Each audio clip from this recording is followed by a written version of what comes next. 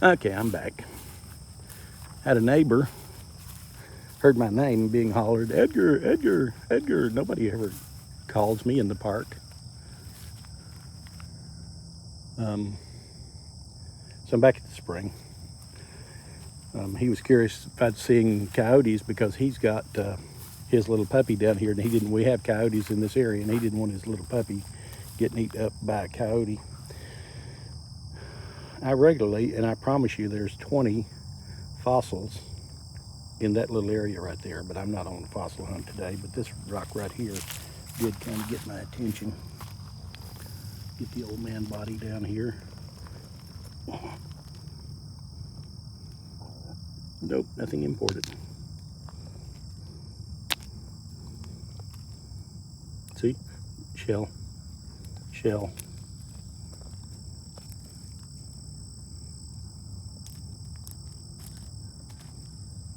Perhaps the inside cast of a clam or something. Clam-like character. I spend way too much time down here, and I've got a pile of these at home. And get distracted here. Grandpa's. Back to the point. Grandpa had 280 acres. He raised cattle and sheep and hogs and chickens. He sold milk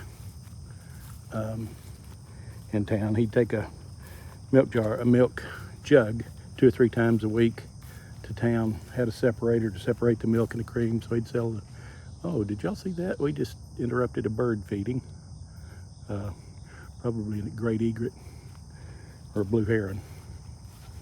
This water looks disgusting, but it's way clearer than what it looks.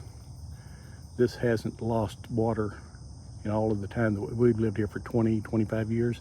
This has always stays right at this level. But it always looks this polluted.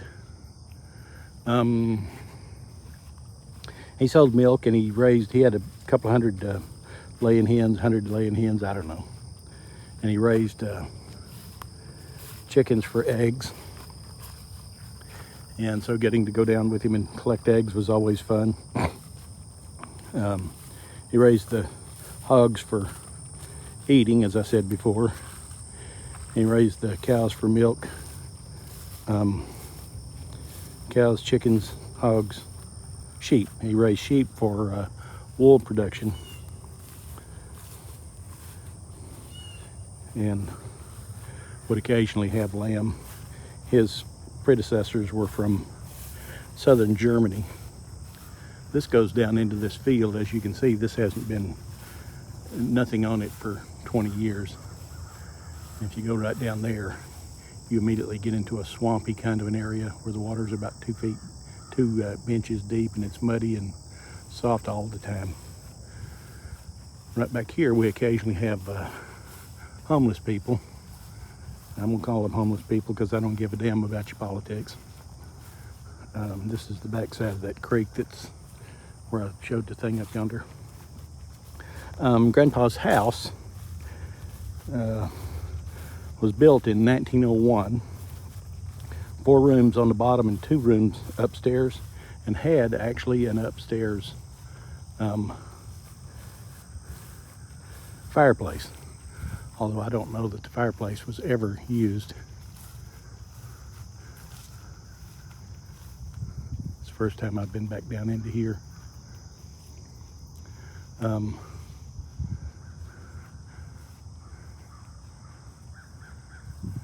See, this is the results of an encampment. Although I think the police keep them run out of here. I don't have a problem with you being homeless and living in the woods. Oh, somebody still does live here. Because there's his bicycle. We're gonna get out. But if you're gonna, like he did, if you're gonna camp in the woods, keep it clean.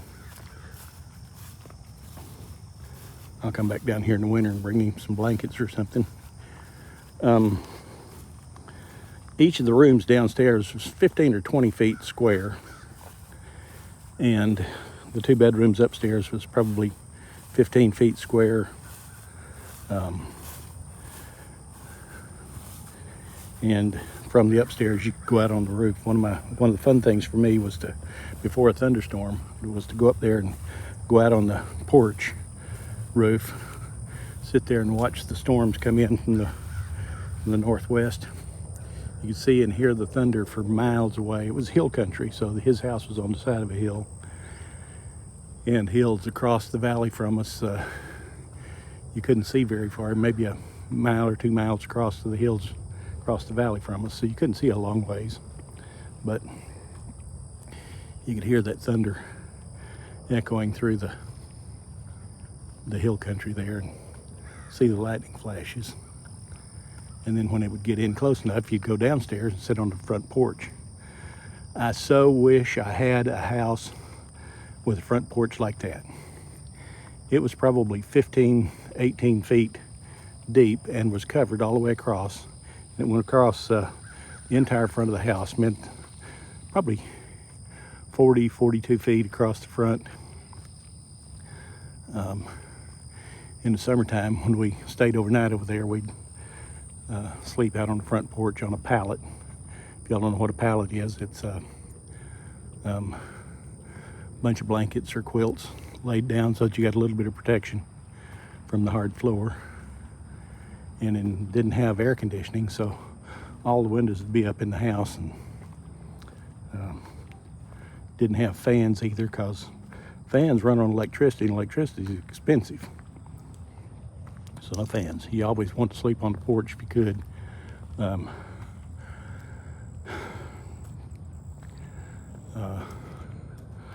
getting out of breath. You can see this old man's been not exercising well. Y'all are part of my recovery process. My doctor said either get out and get some exercise or die. Well, I don't fear death because I believe Jesus died for me and that I'm going to get to spend the rest of eternity in heaven. I'm thinking about sitting in one of these chairs here, but they're wet in the rain last night.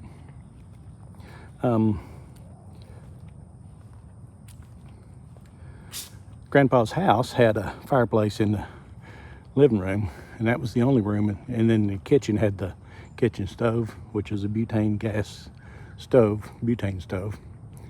It's the only 2 rooms in the house that had heat. The upstairs, like I say, I don't remember that fireplace ever having been used. Then there was a fireplace in the back bedroom, but it had a closet built around it. Nobody ever used it either. I don't remember ever seeing it lit. So that was just a bunch of wasted effort. And you had to have some money in the 1900s. You had to have some money in order to build 3 fireplaces. I guess you got to have some money to have 3 fireplaces nowadays. I'm going to sit down here on these bricks, rock thing here. Catch my breath a little bit. As y'all can see, I'm not walking very fast. I'm going probably 1.5 miles an hour, and climbing a hill, I'm out of breath.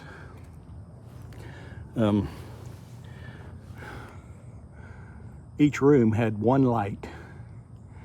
There was one single light bulb hanging down from the ceiling. The ceilings were probably 12 feet, and the one light hanging down in the middle of the room, far enough up to not get in your way, but low enough so that you could reach up and change the light bulb.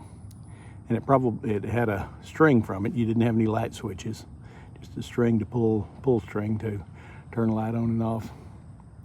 No plugs in any of the walls except for one plug in the living room for the TV, which Grandpa added in the 60s, I guess. Is when he first got his first TV. The early 60s.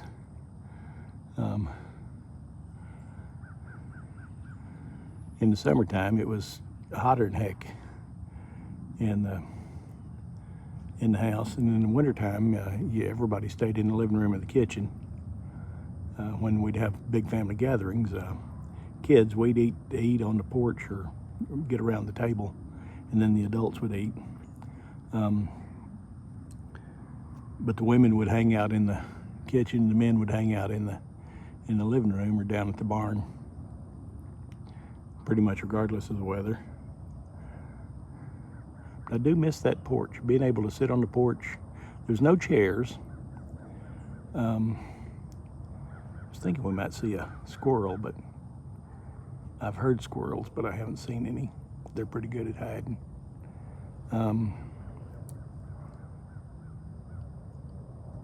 Where was I? People hanging out on the porch and whatnot. But I miss that porch. No chairs or anything. You just sit up at the back of the porch, or you'd sit at the edge of the porch and your feet would hang off the edge.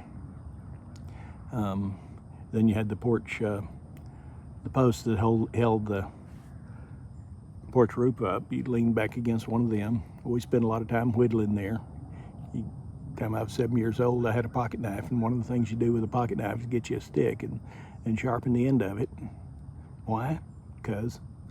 And then you'd sharpen that better, and then pretty soon you'd take a 6-inch stick down to a 2-inch stick until you couldn't hold it anymore, and then you get you another stick and start whittling on it. Pocket knives came in handy. You could cut strings off your blue jeans where they had holes in them. You could cut strings on toe sacks to get into feed for cattle and chickens and whatnot. Use a knife blade to get splinters out of your hands or your feet or whatever.